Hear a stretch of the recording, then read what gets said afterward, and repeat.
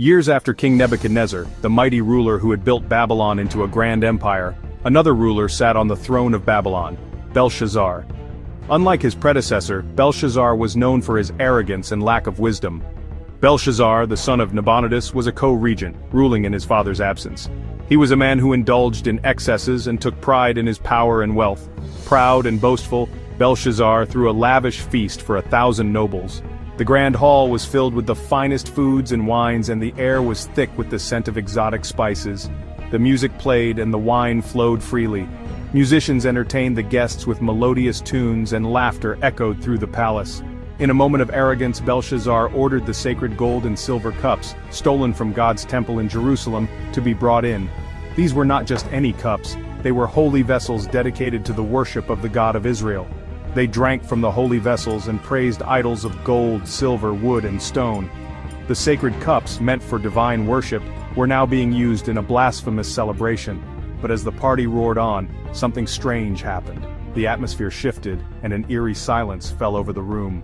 A ghostly hand appeared and began to write on the plaster wall of the palace, glowing, fiery words that no one could understand. The music stopped. The guests were frozen in shock, their eyes wide with fear. The king turned pale, his knees knocked together in fear. The sight of the mysterious hand left him trembling, his arrogance replaced by sheer terror. He shouted for his wise men, magicians, and astrologers. "Tell me what the writing means," he demanded. But no one could. The wisest men in the kingdom stood helpless, unable to decipher the message. Then the queen entered. She had heard the commotion and came to offer a solution.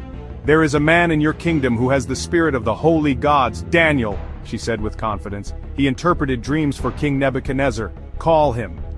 The queen's words brought a glimmer of hope to the troubled king.